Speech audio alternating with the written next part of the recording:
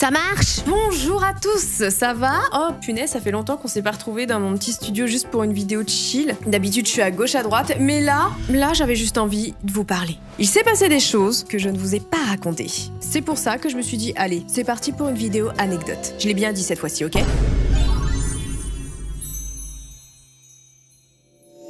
Être créateur de contenu, quelle joie. C'est vrai que c'est un très beau métier. Vous le savez, parfois, on collabore avec des marques pour des vidéos. Ça m'arrive sur ma chaîne principale. Et d'habitude, ça se passe bien. Sauf là. C'est parti loin. Le 23 décembre 2024, je poste cette vidéo. Bonjour et bienvenue pour un nouveau défi. 5 heures pour faire la pire chose. Pour ceux qui n'ont pas vu cette vidéo-là, et notamment la série que je suis en train de faire, en un temps imparti, nous devons faire quelque chose avec autre chose. Ne me dis pas que j'explique mal, sinon je vais venir chez toi. Le premier épisode, nous avions 8 heures pour faire un puzzle de 10 000 pièces ou 9 000 pièces, je ne sais plus. Et pour ce deuxième épisode, nous avions 5 heures pour faire une espèce de spirale en domino avec 13 000 dominos. C'est vrai que je suis un peu ambitieuse dans la vie. Mais comme dit TikTok, si tu n'as pas bien d'ambition, tu ne pourras pas être millionnaire. Ne pas être millionnaire, c'est ne pas pouvoir avoir une Lamborghini. En gros, à travers ce concept, je veux montrer la cohésion d'équipe. C'est un échec total parce que à chaque fois, ça part en cacahuète. Mais pour votre plus grand plaisir. Et cette vidéo-là, c'est vrai que c'est parti sur, voilà, nous quand on est un peu énervé, nous quand on en a marre. Bref, cette vidéo, c'est du nature peinture. Et surtout, cette vidéo était en collaboration avec Disney. Disney Dreamlight Valley. Je me suis dit, let's go, j'aime bien ce jeu, il est cool, ça plaît à ma communauté. Ce qui se passe dans ce genre de démarche, c'est on propose la vidéo aux clients. Quand je dis on, c'est moi et mon agent. On leur dit, bah écoutez, vous pouvez vous placer sur cette vidéo si ça vous va. La plupart des marques savent qui nous sommes. Quand je dis nous, c'est les créateurs de contenu. Une marque va se placer sur ta chaîne parce qu'il te connaît. Il connaît ta façon d'être sur les réseaux, ça lui plaît, donc il est ok. Sauf certains où ils vont juste se dire des statistiques intéressantes, on se place là. Et ils pensent que tu es un PNJ dans la vie. Vraiment. Je fais mon intégration, je l'envoie à la marque, il valide, tout est bon, ma vidéo est prête, je la publie. Le 23 décembre. Accueil plutôt agréable, vous l'aimez bien, elle est drôle, je suis contente. Ça, c'est bon, je suis en vacances, c'est la veille du réveillon de Noël, chez moi. Le réveillon de Noël, c'est très important, limite plus important que Noël lui-même. Nous, on se fête surtout le réveillon de Noël et tout. Et il faut savoir aussi que c'est moi qui accueille. Petite dédicace, du coup, à tous les parents ou les grands-parents qui accueillent la famille pour Noël. C'est un travail monstre. Bref, j'ai une petite pression, je me dis, le boulot c'est fait, je me consacre à mon réveillon de Noël. Le lendemain, le 24, je check de temps en temps. Ma vidéo plaît, elle marche bien, je suis contente. Je m'attelle à mon petit Noël. Et vers midi, je reçois un message de mon agent. Alerte rouge. Alerte rouge. Elle-même a eu un retour du client mécontent. Très mécontent. La vidéo ne lui plaît absolument pas. Panique à bord. Je me dis mais qu'est-ce qui se passe? Quoi? Pourquoi? Qu'est-ce qu'il y a? Tout va bien? Je suis là avec mes potes à faire des dominos. Et là le verdict. Il y a beaucoup trop d'insultes dans cette vidéo. Il faut toutes les enlever. J'ai lu ce message-là, j'étais en voiture. Avec mes courses de Noël. Joyeux Noël. Je réponds à mon agent en me disant « Comment ça? De quoi? Mais attendez, ils me connaissent ou pas? Ils ont vu le premier épisode? Oui, il y a des insultes, mais c'est du second degré. On essaye de créer quelque chose, c'est vraiment une bande de potes et elle se ressent de fou cette vidéo, c'est pour ça que je l'aime beaucoup. C'est des potes qui essayent de faire quelque chose, mais ils y arrivent pas, ils s'énervent, mais c'est pas méchant. Voilà quoi, merde. Pour le coup, merde. Je me pose des questions, je relais du coup à mon agent relaie du coup, je crois même au commercial et le commercial relaie au client. Enfin bref, ça passe toujours par 40 000 personnes. Et surtout, le client, c'est Disney. C'est même au-delà de Disney, c'est l'Amérique. Je vais rien dire. Le 24 décembre 2024, il y a beaucoup trop d'insultes dans cette vidéo, elle ne passe pas. Et quand un client te dit « elle ne passe pas », c'est très mauvais signe parce qu'il peut te faire sauter ta vidéo. Il faut savoir que forcément, quand tu collabores et tout, il y a des contrats qui sont signés avec des termes et choses comme ça. Il se peut qu'il y ait peut-être des mentions, voilà, en tout petit, en caractère 2, tu vois, sur un contrat, en mode éviter trop d'insultes, voilà.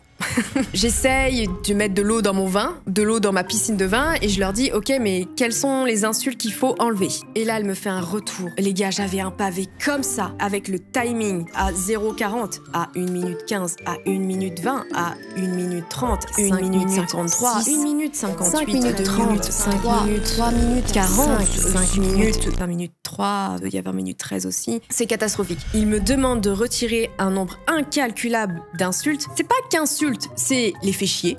Les fait chier, en fait, les fait chier ne passaient pas. Les ta gueule ne passaient pas. Bon, les fils de pute, je peux comprendre, ok, à la rigueur, d'accord, tu vois. Conne, ça passait pas non plus. T'es con, ne passait pas. Il me détruisait la vidéo. Bah, je pète un câble la veille du réveillon en train de fourrer ma dinde, vraiment. Je me bats avec mon agent en leur disant mais attends, là, ils sont en train de me défoncer ma vidéo, elle vient de sortir, elle marche très bien. YouTube a son logiciel de montage, mais c'est...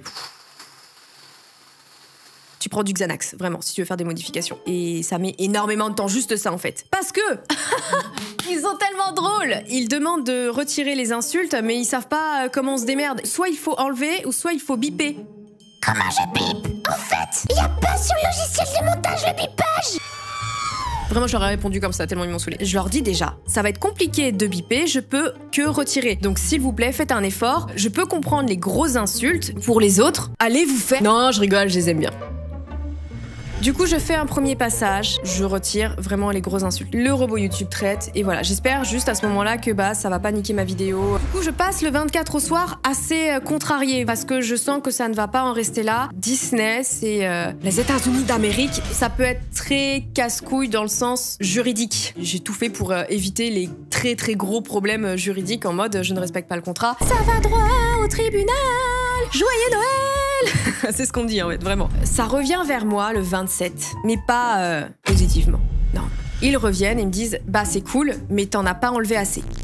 1 minute 53. Il y a des cuts bizarres sur cette vidéo. Parce que j'ai dû repasser derrière mon monteur. Quand le monteur fait la vidéo, il a juste les sons, il a juste la musique, enfin bref, c'est bien fait. Et là, j'ai dû faire des cuts rapides de quelques secondes. Par exemple, ta gueule, je coupais ta. Ça fait... C'est ça que je coupais des microsecondes. La première fournée d'enlevage d'insultes ne passe pas. Je refais une deuxième fournée. Elle ne passe pas non plus. Ils sont ok, mais ce n'est pas suffisant. Je leur dis, là, c'est un massacre que vous êtes en train de me faire. J'aimais beaucoup cette vidéo. Ça me faisait mal, ça me faisait mal. Et j'ai supplié. Ils voulaient même retirer le connasse à frange. Ce concept de con avec l'autre connasse à frange là-bas. Sora me dit espèce de connasse à frange. Et j'ai trouvé ça très drôle. C'est plus drôle que... Quoi? Connasse à frange? Non frère, c'est trop drôle. Je leur ai supplié de me laisser le connasse à frange. Ça a été très compliqué, ça a duré sur plusieurs jours. Mais j'ai gagné. Comme quoi, dans la vie, faut se battre pour ce qu'on veut. J'ai voulu mon connasse à frange, j'ai gagné. En fait, ce qui m'a d'autant plus énervé, c'est que pour le robot YouTube, ça passait. Et en plus, on en a bipé. Les plus grosses insultes, on les bipait en plus de ça. Et j'avais peur de me faire même démonétiser parce que, à force de repasser sur le montage, enlever des choses, je me suis dit, mais à un moment donné, le robot, il va se dire, pourquoi elle retire plein de trucs comme ça? Bref. J'ai même essayé à un moment donné de retirer l'inté. Je leur ai dit, si ça ne leur plaît pas, pas de souci, je retire l'inté. Mais non, ils voulaient rester sur cette vidéo, ça a été tout un bordel. J'étais là, le 24 décembre. Attends, fais chier, faut que je le coupe. 13 minutes 50. Oui maman, j'arrive, la dinde est cuite. J'arrive, oui, prenez l'apéro. Joyeux Noël. Oui, vous avez bien lu. J'ai été remplaçante pour une émission de télé. Mais bah comme le nom l'indique, je suis remplaçante et donc du coup si la personne ne se désiste pas, bah en fait je n'apparais pas dans l'émission de télé et je n'ai pas apparu dans l'émission de télé. Oh l'échec! Ah punaise ma vie! Oh, je suis trop deg. En vrai j'aurais voulu. Hein. Je vous parle de cette émission. Traître, nouvelle saison. La partie commence jeudi 3 avril sur M6.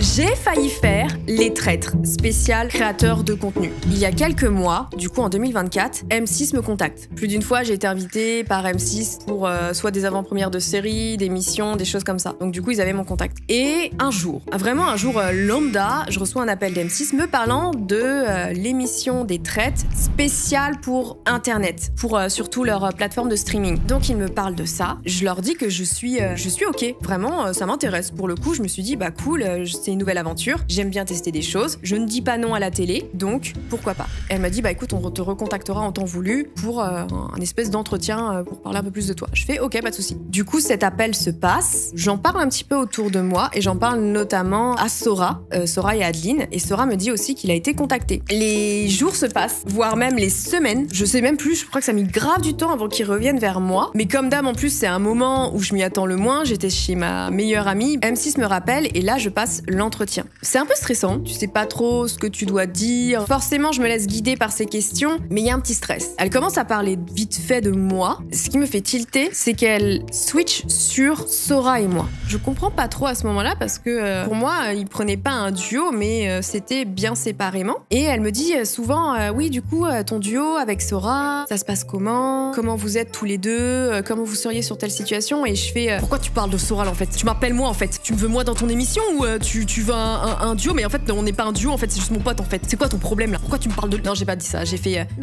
Ça se passe bien, mais c'est juste je fais des vidéos avec mon ami, fait comme beaucoup de gens dans ce milieu, c'est entre potes, c'est pas forcément un duo, voilà. Elle parle beaucoup de Sora et de nos vidéos et choses comme ça. Et j'étais un peu gênée dans le sens où je suis en mode mais j'essaye de me vendre en fait. Pourquoi tu veux pas me laisser me vendre?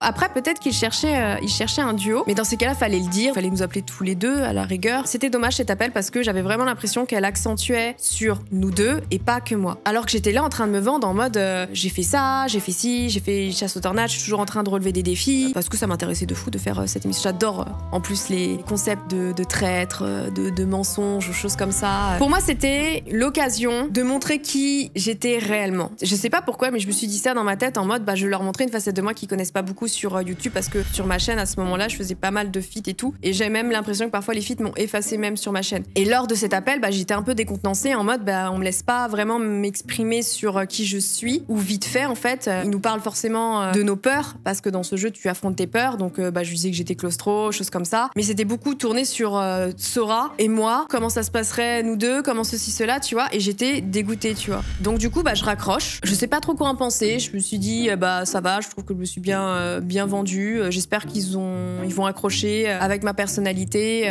Les jours passent, voire encore les semaines, et là, ils me rappellent, et me disent, tu pues la merde, meuf, tu vas juste être spare, c'est tout, ok? T'as pas ton mot à dire. J'ai perçu comme ça. Ils m'ont appelé pour me dire que je n'étais pas reteneuse. Oui, bravo Flavie, reteneuse. Vous connaissez pas ce mot-là? C'est dans le dictionnaire, le Dixodooms. C'est un dictionnaire où il y a que des mots qui n'existent pas. Je n'étais pas retenue en tant que candidate, mais en tant que spare. Et j'étais là en mode, mais qu'est-ce que c'est que ça? Une semaine avant le commencement de l'émission, je n'ai rien le droit de faire. Je dois attendre derrière ma porte qu'on m'appelle.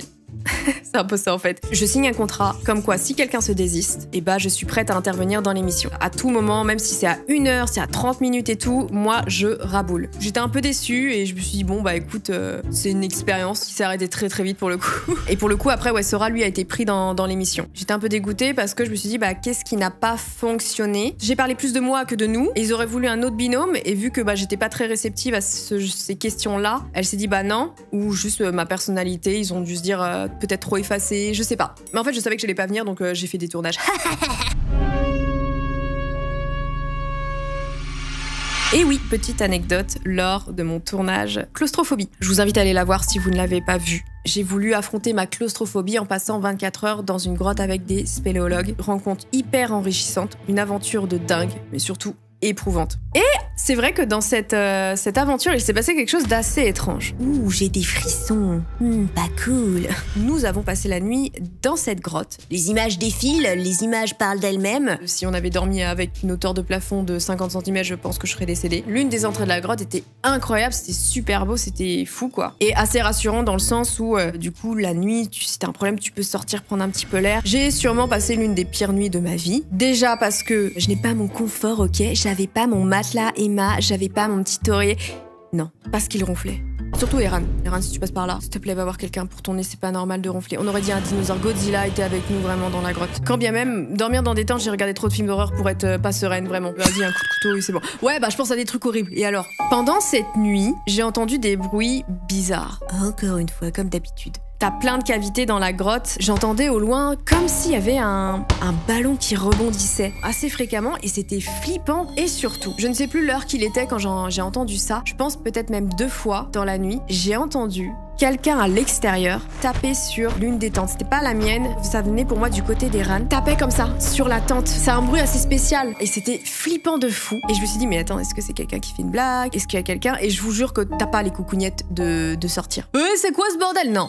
Non, tu restes dans ta tente, la couette, jusqu'ici et t'attends. Le lendemain, on se réveille, j'ai dû dormir 1 heure, 2 heures, bref, j'en parle. Et bien sûr, tout le monde est là, moi j'ai dormi, moi j'ai rien entendu. Il me semble que Eran l'a entendu. Donc du coup, c'était pas sa tente, c'était la tente de quelqu'un, on entendait quelqu'un taper dessus, bref. Donc ça m'a rassurée, j'étais en mode, bah déjà je suis pas folle. Mais d'où ça venait? Vraiment, d'où ça venait? Et plus tard, on a vu qu'il y avait eu des gens qui sont venus dans la grotte. Au niveau d'une autre entrée, il y avait du bordel. On a parcouru la grotte, on l'avait vu ce bordel-là. Simplement, le lendemain, quand on est repassé devant cet endroit-là, le bordel avait changé de place.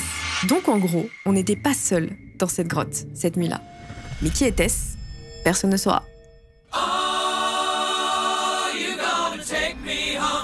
Ah, l'Amérique, on revient sur l'Amérique. Petite anecdote, pendant ma chasse aux tornades, quelle aventure. J'ai surkiffé, ça me manque. Je peux pas rester sur je n'ai pas vu de tornade, il faut que j'en voie une. Je pense que je repartirai. C'était incroyable. Un jour, je repartirai à l'aventure, d'autant plus pour chasser les tornades. C'était incroyable, j'ai adoré cette vidéo. Si je pouvais faire que la partager, je ne ferais que ça. Mais forcément, il nous arrive des petites choses. Nous sommes au Texas. On a fait des haltes dans plusieurs états d'Amérique et là, on est au Texas. Nous sommes dans un hôtel plutôt sympa, rien à dire dessus. Au niveau des nuages, au niveau de la météo, ça ne bouge pas beaucoup, donc on reste un peu dans cet hôtel. On vague à nos occupations, tout simplement. Et à un moment donné, je suis dans l'hôtel, au niveau de la cafétéria. On peut se poser là aussi l'après-midi quand on veut pour bosser, prendre juste un café, bref. Je me pose ici, il y a Flo qui me rejoint. Il y a un gars qui travaille du coup dans cet hôtel. On lui demande si on peut prendre du café, il nous dit gentiment « Oh oui, vous pouvez, allez-y, il n'y a pas de souci et tout. » Très chill le mec. Donc nous, on fait notre petite vie et tout. La journée passe, il y a Eran qui nous rejoint, il y a Tartine qui nous rejoint. Tartine, c'est la nana qui nous a aussi accompagnés, super sympa lors de ce trip. On est tous les 4, on parle, enfin on fait nos vies, on bosse un peu, bref. La salle